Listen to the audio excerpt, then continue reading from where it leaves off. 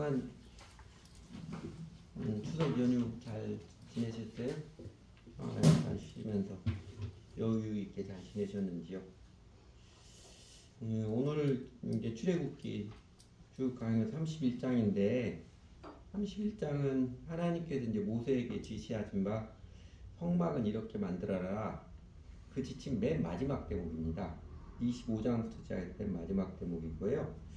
그래서 오늘 본문은 성막의 모든 구성 요소들을 만드는 데서 하나님께서 부사렐하고 그 다음에 오홀리압 그리고 기술 있는 모든 사람 불러서 하나님의 영을 채워주고 지혜를 주어서 성막의 모든 구성 품목들을 만들게 하시겠다는 말씀입니다.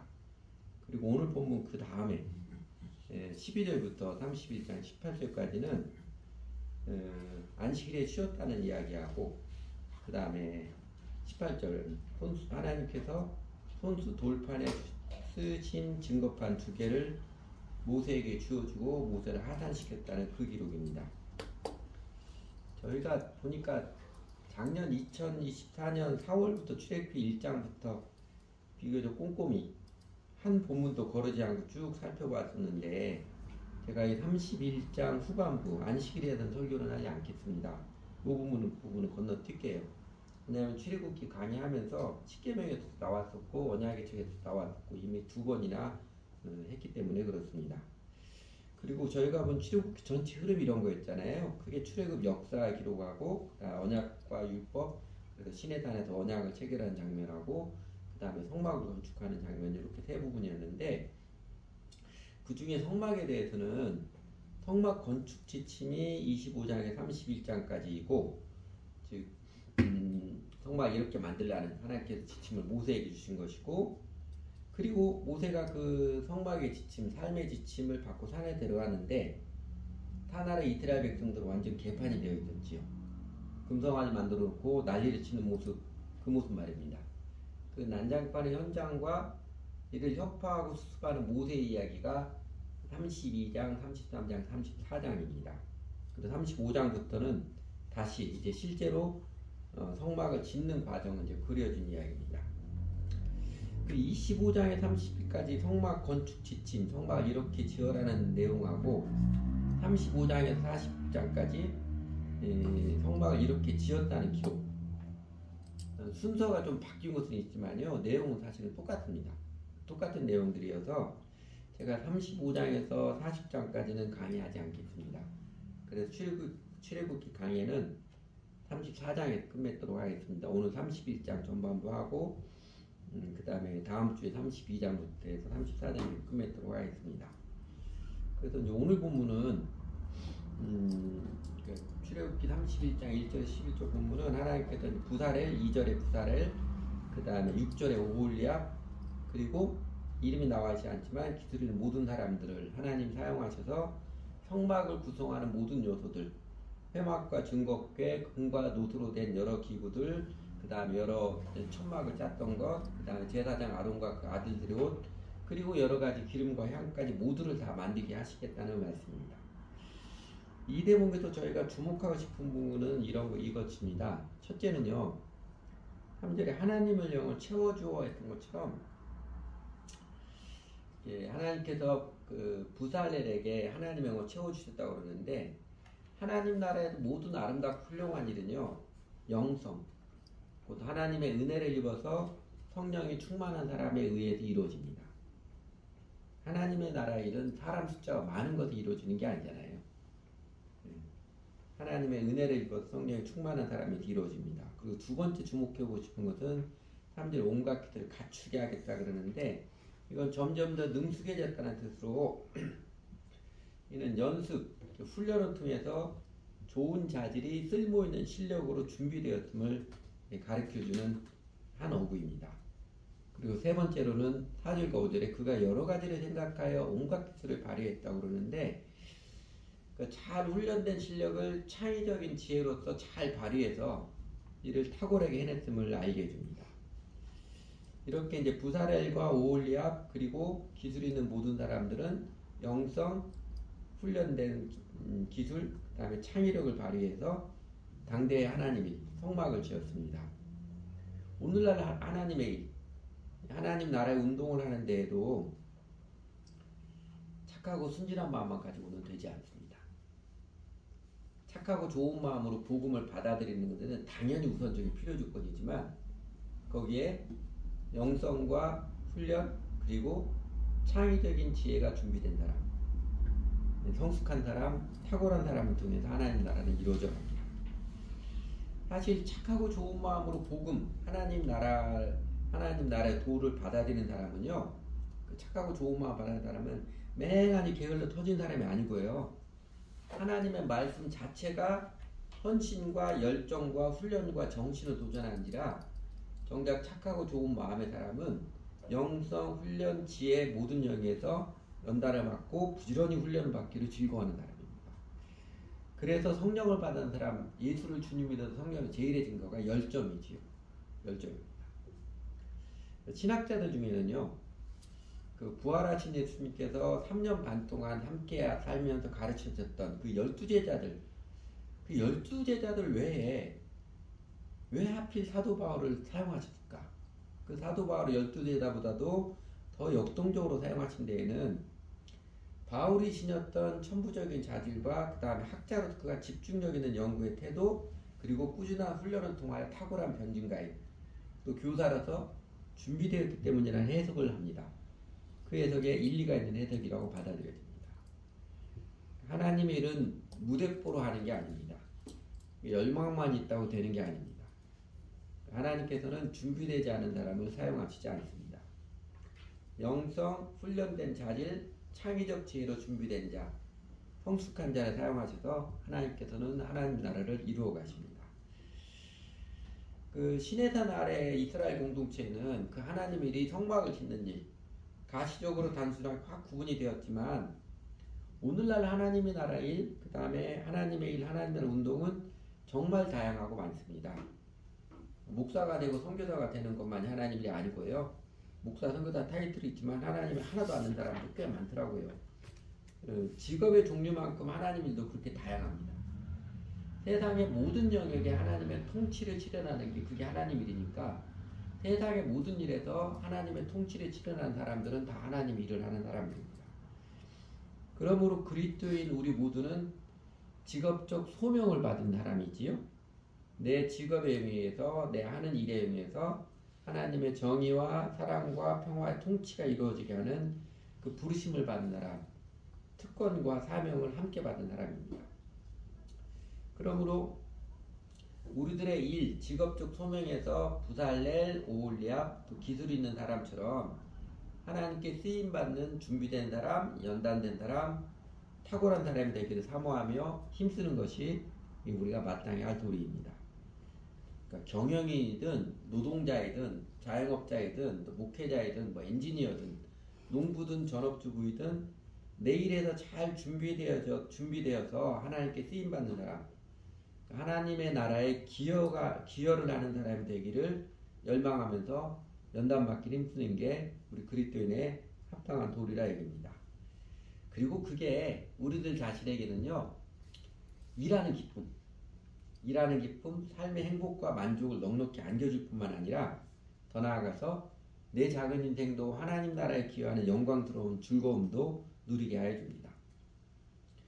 그래도 오늘 설교 제목을 자신의 일에는 명장이 되십시오. 좀 자극적인 표현을 붙였습니다. 명장, 그 분야에서 탁월함을 인정받은 사람을 말합니다.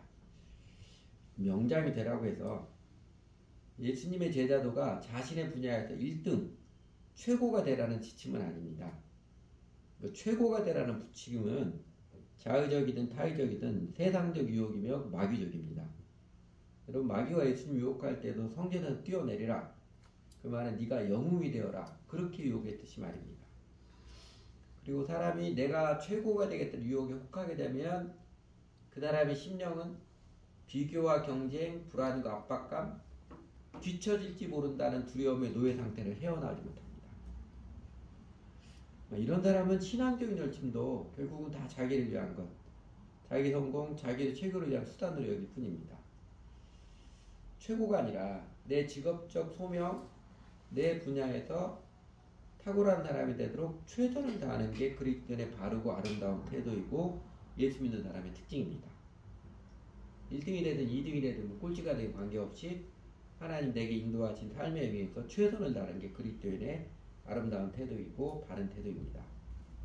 그 그리스도의 삶의 태도가 어때야 하는가 단적으로 가르쳐주는 말씀이 골로새 3장 23절이죠. 무슨 일을 하든지 마음을 다하여 주께 하듯 하고 사람에게 하듯 하지 말라. 사람에게 하지 말고 주님께 하듯 하라.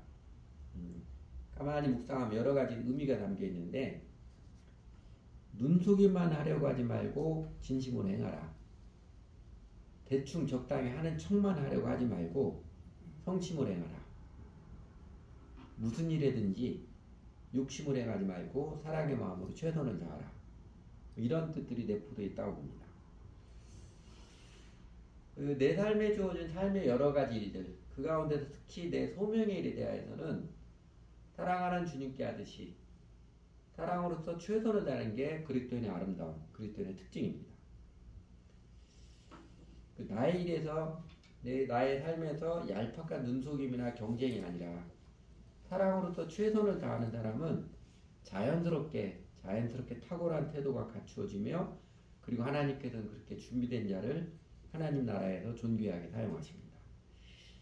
여러분 그렇다면 우리는 구체적으로 어떻게 내 자신의 전공 소명일에서 탁월한 사람 명장이 될 수 있겠습니까? 오늘 하나님께서는 성막을 짓는데 부살렐, 오홀리압, 기술 있는 사람을 사용하신다는 그 말씀 속에서 그게 내 삶의 일에서 명장이 되는 장인이 되는 원리를 저희가 배울 수 있습니다. 첫 번째는요, 하나님의 영을 채워주어 3절에서 했듯이 예수 그리스도를 주님으로 바르게 믿고 따라서 성령을 받고 성령으로 충만함을 입어야 합니다. 올바른 영성, 아름답고 강건한 영성이 삶과 영혼의 바탕이 되어야 합니다. 3절에서 그에게 하나님의 영을 채워주어 했던 것처럼 그 하나님의 영, 성령을 받는 일이 옛날 구약 시대에는 옛날 구약의 모든 것은 하나님 나라의 모형이었잖아요. 구약 시대에는 특정 사람에게 특정한 때에만 주어지는 하나님의 주권적인 은혜였습니다. 부살렐에게 하나님 영을 채워주신다고 하셨듯이 말입니다. 그러나 예수 그리스도께서 이 땅에 내려오셔서 하나님 나라의 도래를 시작하신 이후 그럼 성령은 누가 받습니까? 또 성령 충만은 어떻게 받습니까? 예수님께서 이 땅에 내려오신 이후 성령은 어느 특정한 사람에게 특정한 일에서만 주어지는 게 아니라 회개하고 예수 그리스도를 메시아 자신의 주님으로 믿고 따른 회심한 사람이라면 누구에게나 하나님께서 성령을 내려주십니다. 그렇게 예수님의 멍에를 메고 예수의 제자로 살기를 회심하고 침례받음으로 명확히 결단하고 고백한 사람이라면 누구에게나 하나님께서는 은혜의 선물로 성령을 내려주십니다. 그 명확히 가르쳐준 증거가 사도행전 2장 38절이죠. 세 번역에 있는 번역입니다. 회개하십시오. 그리고 여러분 각 사람은 예수 그리스도의 이름으로 침례를 받고 죄 용서를 받으십시오. 그래야만 성령의 선물을 받을 것입니다. 성령의 선물을 받을 것입니다. 성령을 어떻게 받는가에 대해 명확히 가르쳐주는 구절입니다. 영성은요, 기이한 종교인이나 특이한 신비주의가 아닙니다. 정상적인 믿음, 회개하고 주 예수를 믿고 따르는 믿음이 깊어지고 삶의 바탕으로도 견고해지고 아름다워지는 것, 마음의 색깔, 삶의 태도가 주 예수님을 닮아가는 것이 영성입니다. 영성이 깊어지는 것, 이게 곧 성령 충만입니다. 성령 충만, 성령을 충만하게 받는 것도 특정 집회에서 헷가닥하는 게 아니고요. 일상의 삶을 살아가는 마음 태도가 주 예수님을 닮아가는 모습입니다. 당연히 성령 충만도 특별한 종교의식을 광적으로 행해서 받는 게 아니고요. 회개하고 예수님을 나의 주님으로 모시고 주 예수님을 배우고 따르는 믿음 생활을 정직하게 온전하게 들어가는 자들에게 하나님께서 자연스럽게 내려주시는 그 은총입니다. 이 그림이 우리 교인들 익숙하시죠? 우리 홈페이지로 나와 있는 그림인데 아까 그 사도행전 2장 38절 이 초청에 응답해서 주 예수를 믿은 사람들이 사도행전 2장 42절.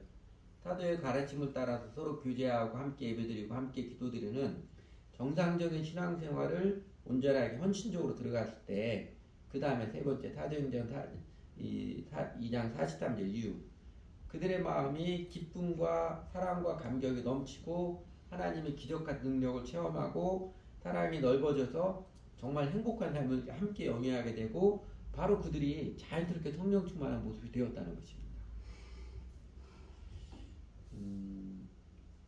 이런 거죠. 사람이 마음으로 자기 길을 계획할지라도 그의 걸음 인도하시는 여호와시니라. 익숙한 말씀이죠.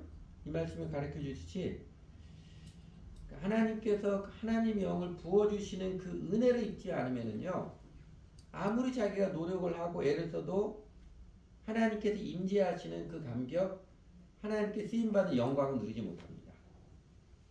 열심히 자기가 노력하고 애를 써서 돈도 많이 벌고 다른 사람들보다도 조금 더 실력을 갖출 수는 있어도요, 하나님의 영을 받지 못하면, 예수 그리스도를 주님으로 바라게 믿고 따라 하나님의 영을 받지 못하면 영생복락, 하나님께서 함께 하시고 내려주시는 그 말할 수 없는 영광스러운 즐거움을 누리지 못합니다.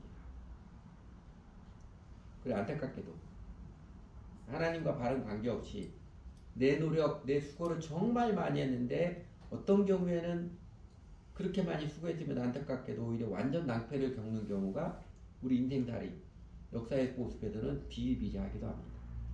그래서 이 말씀이 절실해지잖아요. 사람의 마음으로 자기의 길을 계획할지라도 그의 걸음 인도하시는 여호와시니라. 그러므로 회개하고 침례를 받음으로 예수님을 나의 주님으로 관계를 맺는 헌신을 확실히 고백하고 주의 예수님을 전심으로 기쁘게 따르고 배워서 성령을 받고 성령으로 충만하게 되는 그 은혜를 누리시기 바랍니다. 맑은 영성을 키우시기 바랍니다. 그게 내 일에서도 하나님의 도우심을 입어서 정말로 아름답고 탁월해지는 제일 중요한 길입니다. 두 번째는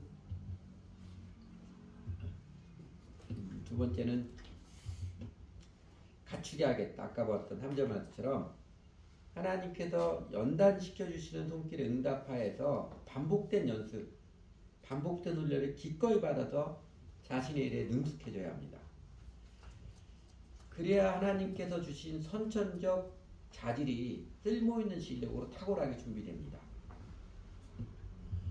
그 3절에 갖추게 하겠다. 사실 개역개정에는 이런 뉘앙스의 번역이 없어서 좀 아쉬웠지만, 그래서 제가 여러 번역반들을 찾아봤습니다. 히브리어 성경은 번역의 개연성이 많아서 이렇게 번역하도 되고 저렇게도 번역이 되는데 이런 뉘앙스 충분히 담고 있습니다. 그래서 공동 번역도, 그다음에 영어 성경도 또 이렇게 갖추게 하겠다, 이렇게 반복해서 훈련했다는 의미들을 그런 뉘앙스를 많이 담고 있더라고요. 대표적으로 커런트 잉글리시 버전이라는 건데, make him a skilled craftsman이라고 그를 아주 투달된 장인이 되게 만들었다. 번역의 뜻이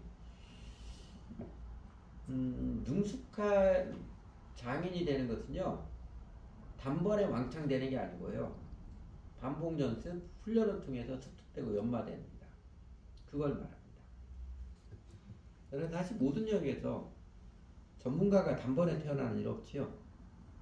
반복 연습, 반복 훈련을 통해서 전문가는 세워집니다. 그래서 대학에서 전공 공부 그렇게 많은 시간 연습시키고 공부시키는 거예요. 그 미국의 리처드 포스터가 말했듯이 훈련은 우리를 자유에 이르게 하는 길입니다. 반복해서 하는 연습, 훈련은 우리를 자유에 이르게 하는, 그 일을 즐기게 하는 길입니다. 제가 오늘 주보일은 제 삶의 이야기, 하찮은 그 밸런스 보드를 타는 일에도 그 타는 즐기는 자유를 누리려면 반복해서 연습하는 과정이 필수적입니다. 그리고 가만히 보면 꾸준히 하면 깜짝 놀랄 만한 아름다운 성취들을, 그런 일들이 많이 있다는 것을 알게 될 것입니다. 피아노도 그렇지요, 기타도 그렇지요, 운동도 그렇지요, 모든 영역에서 마찬가지입니다. 그 중에 제일 중요한 것은 경건의 연습이죠. 하나님과 기도하고 하나님 말씀 묵상하는 이것만큼 내 심령을 아름답고 강건하게 세워주는 거 없거든요. 좋은 것일수록 빨리 되지 않습니다. 꾸준히 하루하루 빼먹지 않고 해가는 게 비결입니다. 이 교회 다니는 사람들 중에는 하나님의 은혜를 이렇게 공짜 개념으로 잘못 알아서 아무런 준비 없이 자신의 공부 일에서도 그냥 기적이 떨어지길 바라는, 공부 안 하고도 시험 잘 보기를 바란다거나, 심지어 경건 생활에도 반복 연습한 훈련 없이 단박에 성과를 내려는 사람 꽤 있더라고요. 사실은 이게 날로 먹으를 못된 식보이고, 요행을 바라는 사람 모두가 인생을 망칩니다. 노벨상, 올해도 일본의 과학자 2명이 노벨상을 받았지요. 우리나라는 평화상, 문화상 외에 과학기술 분야에서 노벨상을 받는 사람이 아직 한 명도 없습니다. 근데 일본은 과학기술 분야에서 노벨상을 받는 사람이 지금까지 물리학상 12명, 화학상 9명, 생리학상 6명, 이렇게 모두 27명입니다. 비서구 국가도 압도적인 유리예요. 중국도 3명밖에 안 돼요. 특히 2010년 이후로는요, 일본이 과학 분야에서 노벨상 수상자가 14명이나 배출했습니다. 우리나라 과학 잡지 중에 동아 사이언스라는 잡지 있습니다. 근데 일본이 이렇게 기초과학 분야에서 탁월한 성과를 내는 모습에 대하여 이런 표제를 붙였습니다. 노벨상 2020법에서 일본 27명 구글 연속 수상에 쏠린 관심. 왜냐하면 구글 회사 사람들이 노벨상도 많이 받거든요. 최근 몇 년 사이에. 그러면서 일본에 대해서 기록을 쓰면서 일본이 이렇게 노벨상을 많이 받게 된 탁월한 성과를 낸 모습에 대해서 한마디로 정리했습니다. 일본 꾸준함이 만든 경쟁력. 이 표제를 붙였어요. 일본인들을 장인 정신이라고 그러죠. 꾸준한 도전이 아름다운 결실을 맺는 것입니다. 정작 위대한 일은 순간적인 능력에 의해서가 아니라 인내에 의해 이루어집니다. 그러므로 여러분들의 전공 또 여러분의 일에 꾸준히 행하기를 즐거워하십시오. 자신의 일에서 그리고 그리스도인의 삶의 기본적인 태도인 경건의 연습에서 반복 훈련하기를 즐거워하며 꾸준함을 갖추시기 바랍니다. 그게 행복하게 일하며 사는 일이고 마침내 하나님께 쓰임받는 영광의 길입니다. 그 세 번째로 여러 가지를 생각하며 온갖 기술을 발휘했다는 것처럼 창의적으로 생각하며 일하십시오.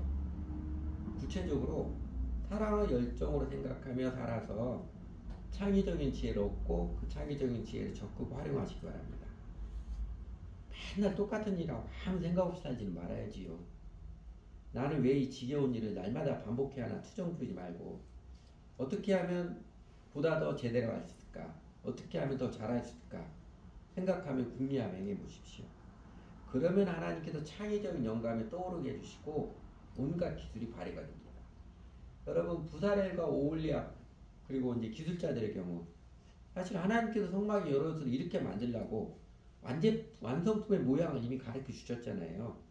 그렇다면 그들은 어떤 생각, 어떤 궁리를 했을까요? 하나님께서 과제를 딱 주어줬거든요. 그 7가지가 달린 등잔대, 언약궤 천사가 날개를 펴고 있는 그룹, 이게 균형을 맞추게 안 넘어지면 어떻게 해야 되나? 그 다음에 노수로 된 커다란 물 바다. 도대체 이 모양들을 어떤 도구를 사용하여서 어떤 과정을 만들 것인가? 이 궁리를 하지 않았겠습니까? 전에는 만들어 본 적이 없는 새로운 물건인데 요즘 같으면 새로운 설비를 갖추고 새로운 공정을 시도해서 새로운 제품 만들어내듯이 그들은 창의적인 아이디어를 생각해냈을 것입니다. 여러분 지혜라는 게 주어진 정보, 도구를 활용하는 능력이잖아요. 구슬이 섬 아래에서 꾀어에 보게 있는 것처럼 구슬잘 꿰 줄 아는 게 지혜지요. 이 하나님의 영을 받은 기술자들, 훈련을 통해서 갖춘 자신들의 기술을 어떻게 잘 활용해서 난생 처음 보는 성막의 물품들을 만들어낼 수 있을까? 궁리하여서 아이디어를 내고 기술을 발휘한 것입니다. 그러면서 하나님께서 새로운 아이디어를 떠오르게 하신 것에 많이 기뻐하면서 일을 했을 거예요. 일을 하는 데에는 생각하에서 온갖 기술을 발휘하는 그 지혜가 빛을 발합니다. 운전하는 사람들은 다 경험했고 이제 운전하지 않는 사람도 도로 보면서 많이 봤겠지만 언제부터인지 우리나라 도로에 이렇게 분홍색, 녹색 줄이 그어져 있기 시작했잖아요. 요 줄 그어진 거 운전하시는 우리 형제 자매는 없나요? 보면서 줄 그어진 거 보면서 야 이거 누가 줄 거나 참 편하다 그렇게 느껴보신 적 있지요? 줄 따라가면 되니까. 특히 고속도로 나들목 같은데 이거를 노면 색깔 유도선이라고 합니다. 노면 색깔 유도선이라고 하는데 이게 나들목 교통사고를 88.8% 줄인, 그러니까 10분의 1로 교통사고를 줄인, 획기적으로 줄인, 그리고 운전자들 운전 편의성을 높여준 아이디어입니다.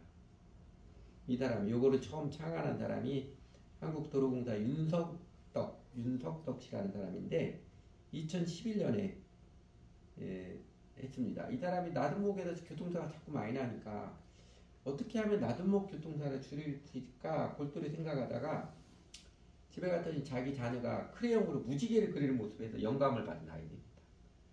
도로에 저렇게 줄을 그어주면 색깔의 줄 그어 그들 따라가면 사고 안 나겠구나.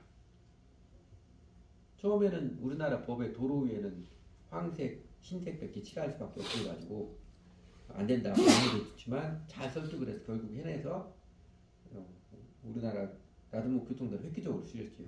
그래서 많은 국민들이 세금은 저런 데 써야 된다 칭찬을 많이 하고 지금은 한국도로공사 차장으로 승진했지요. 세계인들이 부러워하는 아이디어가 됐습니다. 외국인들 한국에 들어와서 도로에 색깔을 주고 뭐야 하고 설명을 하면 감동합니다. 그러면 그 도로 나들목 유도선처럼 색깔 유도선처럼 이렇게 단순한 일에뿐만 아니라 이 아이디어를 내는 창의력 지혜는요 사실 모든 일에서 약방의 감초처럼 요긴합니다. 특히 반도체, 핸드폰, 인공지능, 피지컬 로봇 등 이 경제 선진국들이 경쟁이 불붙어 있는 첨단 과학, 첨단 산업에서는요 결국 이 창의력, 지혜로운 자가 승리할 것입니다. 상대적으로 우리나라 사람들은 이 지혜, 그러니까 지식과 정보를 활용한 능력에 패스트 팔로워라고 그러죠. 아주 얄밉도록 약삭빠른 민족이라고 그러는데 그렇게 소문이 나 있습니다. 일본 사람들이 우직하게 꾸준하게 오래 인내를 발견한 것을 적극 활용해서 세계 시장에서 떼돈을 버는 일, 반도체가 대표적이고요. 우리가 보는 샤인머스켓 이것도 처음에 일본 사람이 발견한 겁니다. 그다음 세계 시장에 팔아가 돈을 버는 우리나라예요. 그렇고 일본과의 관계에서는 제주는 곰이 부리고 돈은 사람이 버는 일이 우리나라에 꽤 많았습니다. 그러면 여러분 이 창의력, 지혜는 어디서 얻고 배울 수 있을까요? 그러니까 표면적으로 관찰해 보면은요 열정 있는 사람의 지혜를 냅니다. 그 열정이 선한 것이든 악한 것이든 간에 열정 있는 사람이 잔머리든 지혜든 뭔가 꾀를 냅니다. 열정이 없는 사람은 이미 반쯤 죽은 사람이다. 아까 빈센트 반 고흐의 요새 젊은이들 말해 띵원이라고 그러죠. 명언이고요. 그 미국의 그 아나운서 뭐라고 하나요? 아나운서 오프라 윈프리. 성공한 사람과 그렇지 않은 사람의 차이는 단 하나, 열정이다. 이렇게 표현했고, 그 다음에 유명한 프리드리 헤겔 철학자도 역사학자도 위대한 업적은 언제나 극심한 열정 없이는 이루어진 적이 없다. 이렇게 표현했습니다. 경쟁에서 이기려는 열정이든 뒤처지지 않으려는 두려움에 쫓기는 열정이든 자기 야망을 위한 열정이든 열심히 있는 사람이 쥐어 짜내듯이 국리를 많이 하게 되고 그리고 결국 아이디어를 얻습니다. 요새 중국이 무섭게 기술 개발, 연구 개발에 성과를 내는 것은 왜 그런 것 같아요? 중국 사람들이 패권 국가가 되겠다는 야망 열정입니다. 오랜 세월 동안 자기들이 역사의 중심이라고 세상의 중심이라고 여기 그 좋은 거 아닌데 중화사상 좋은 거 아닌데 여기 있었는데 한 세기 전에 서구 열강에 의해서 침략당하고 조그마한 섬나라에서 나라 망했던 그 쪽팔렸던 기억에 대한 만회 그 보복 열정이 무섭게 타오르기 때문일 것입니다. 그런데 이런 경쟁, 두려움에 쫓기는 열정, 야망 열정 등은요 항상 좋지 않은 부작용을 낳습니다. 우리나라에서도 지나친 교육 경쟁이 부작용을 낳듯이 말입니다.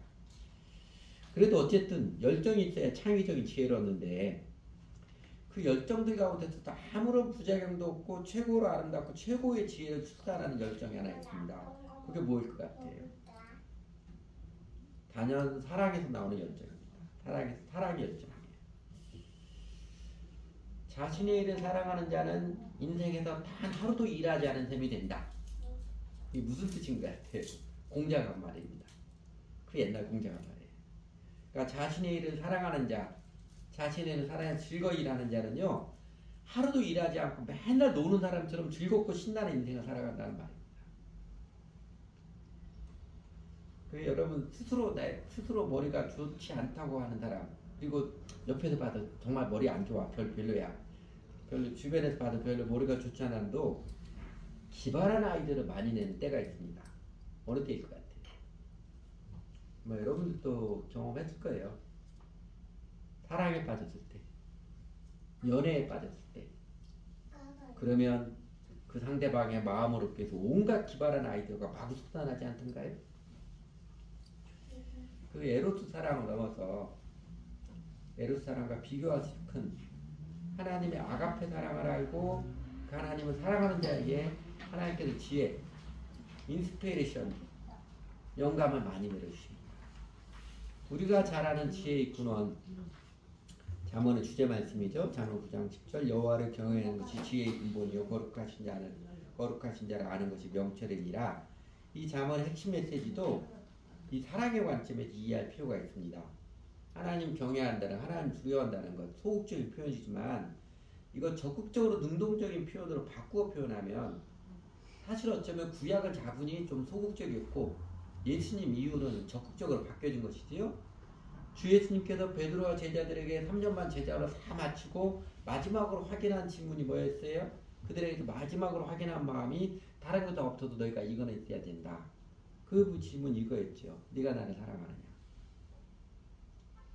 사랑을 배우는 네가 나를 사랑하느냐 했고, 그 다음에 사도 바울이 믿음의 정체를 표현해준 유명한 말씀 있죠.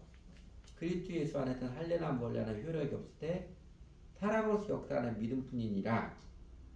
믿음의 정체는 사랑이라 했듯이 하나님을 사랑하는 자에게 하나님께서는 지혜와 영감을 많이 내려주십니다. 하나님을 경외한다는 것, 신약적 표현으로 본다면 하나님을 제일 사랑하는 마음을 말합니다. 그러므로 진짜 탁월한 지혜는 사랑으로 살아가는 사람에게 주어지는 하나님의 은총입니다.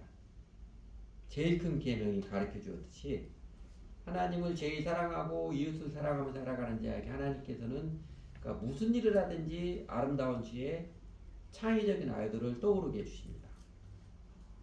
그러므로 난 머리가 나쁘다고 자포자기하거나 낙심하지 마시고 십자가에서 죽으시기까지 우리를 사랑하신 예수님, 우리를 정죄하지 않고 우리의 모든 죄를 다 용서해 주시는 주 예수님, 자기 사람들 사랑하실 때 끝까지 사랑하시는 주 예수님의 사랑을 바라보고 기억하고 응답하여서 여러분도 사랑의 열정으로 살아가는데 추구해 보십시오.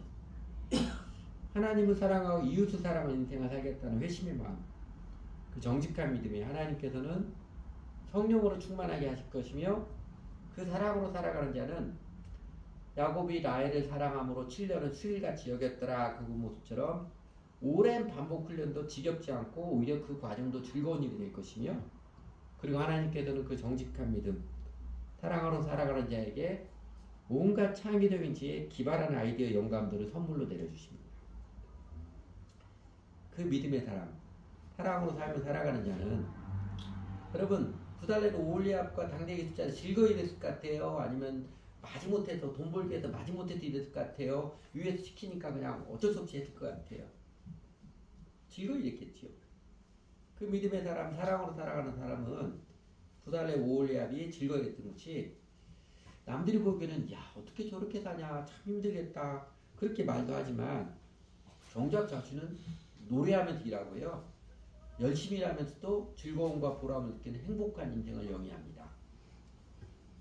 그 믿음과 사랑으로 살아가는 자는요. 내 자신이 연연하지 않아도 어느덧 자신의 일에 탁월한 사람, 명장이 되게 하신 하나님의 은총이 깃든 자신의 모습을 발견합니다. 같이 기도하죠.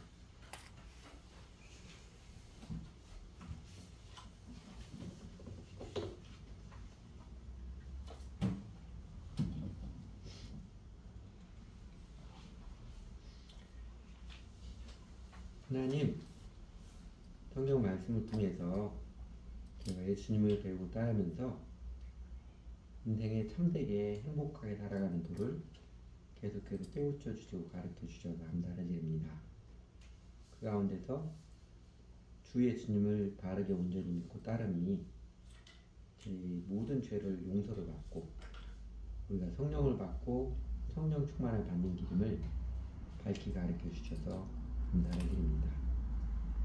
예수님이 저희들에게도 길이고 진리고 생명이심을 여러 모양을 통해서 가르쳐 주시고 저희가 부족한 모습일지라도 그래도 주 예수님 믿고 따를 때 정말로 예수님께서 우리 생명과 인생의 길이고 진리고 생명이심을 체험하여서 알게 해주셔서 정말 감사를 드립니다.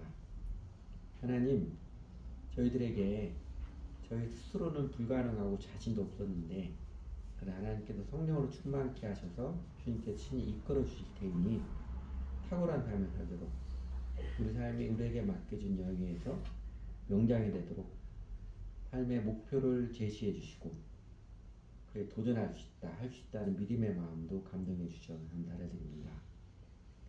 저희가 주님 앞 설 때만은 항상 부족한 저희들 모습에 고개 숙일 수밖에 없지만 그러나 그럼에도 불구하고 예수님의 십자가의 은혜를 위해서 주님을 따르며 살아갈 때 일이 고역이 아니라 일을 즐겁게 하고 기쁘게 할 수 있는 그 은혜를 경험케 하시고 또 저희가 작은 삶일지라도 저희 자신도 하나님께서 하나님 나라에 사용하시는 하나님 나라에 참여하는 은혜임을 알게 해주셔서 감사를 드립니다.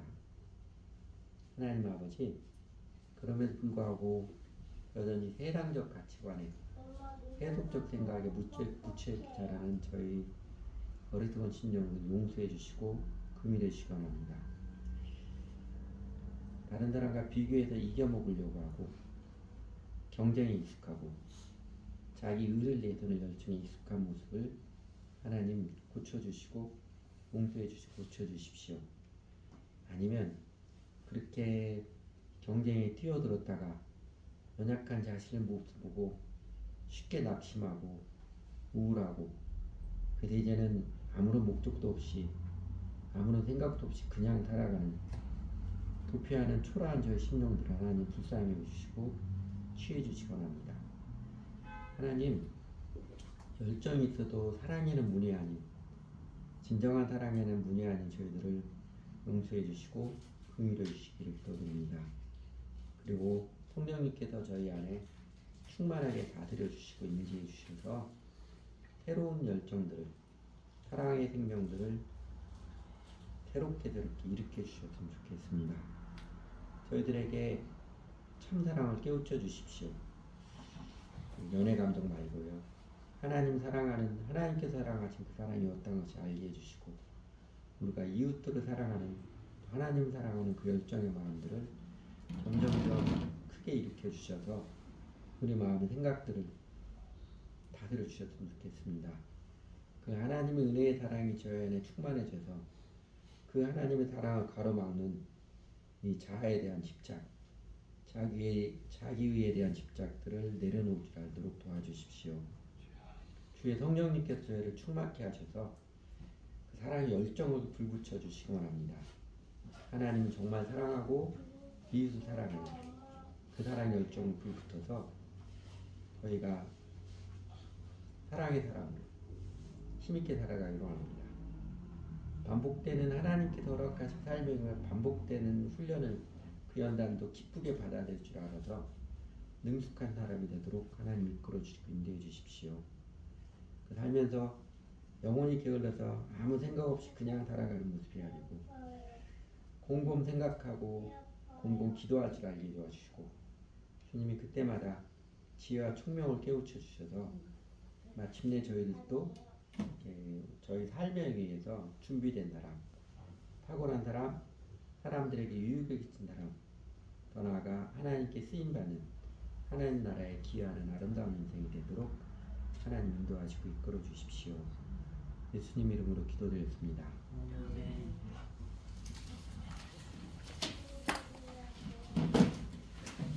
봉헌 찬송은